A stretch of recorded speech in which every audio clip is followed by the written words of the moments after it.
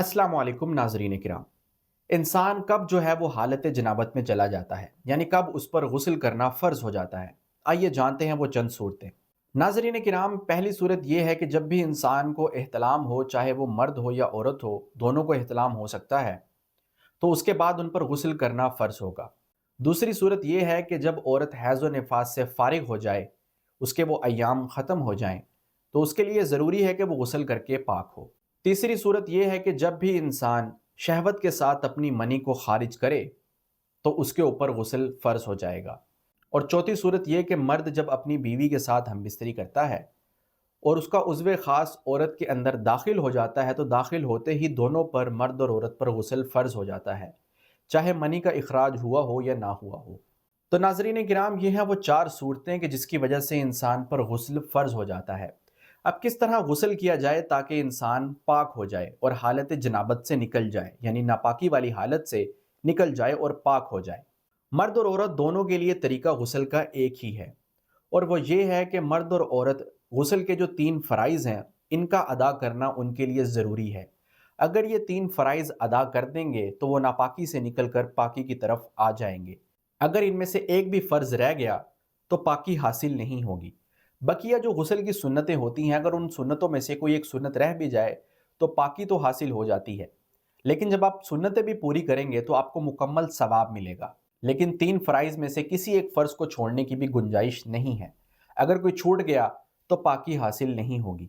और गुस्ल के वो तीन फ़राइज़ ये हैं। पहला फ़र्ज़ है कि मुंह भरकर कुल्ली की जाए।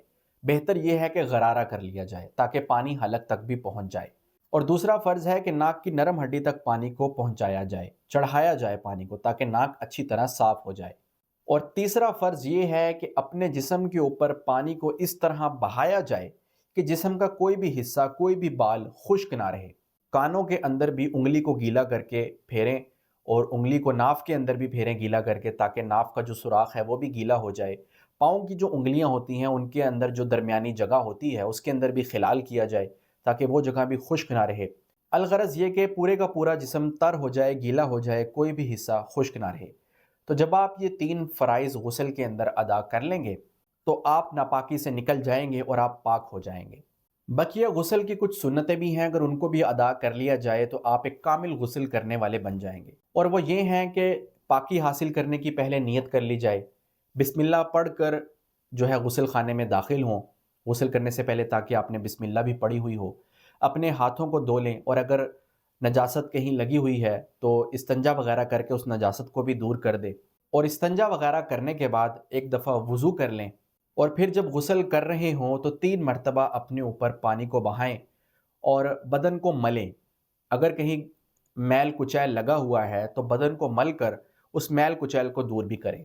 तो ये हैं वो चंद सुन्नतें कि अगर आप इन पर भी अमल करेंगे तो आपको सवाब मिलेगा। और गुस्ल करते हुए कुछ चीज़ों से बचना भी चाहिए, जैसे कि आप गुस्ल करते हुए बातें ना करें, गुनगुनाएं ना, और पानी को बहुत ज़्यादा ज़ाया ना करें, और इतना कम पानी भी ना लें कि जिससे आप गुस्ल ही ना कर सकें। और ना ही गुस्ल करने में बहुत ज़्यादा जल्दबाजी करें कि जल्दबाजी के अंदर आपका कोई जिस्म का जो हिस्सा है वो कहीं खुश्क ना रह जाए, आपका गुस्ल जो है वो मुकम्मल ना हो, ऐसा ना हो कहीं। और ना ही बहुत ज़्यादा देर लगाएं कि बाहर भी कोई इंतज़ार कर रहा है, शायद उसने भी गुस्ल करना हो या कोई हाजत पूरी करनी हो, लेकिन आप बहुत ज़्यादा देर लगा रहे हैं गुस्ल के अंदर। बस जब आपका गुस्ल जो है वो मुकम्मल हो जाए तो वो करके बाहर निकल आएँ। तो ये था गुस्ल का तरीका कि कैसे नापाकी के बाद गुस्ल किया जाए ताकि इंसान पाक हो जाए।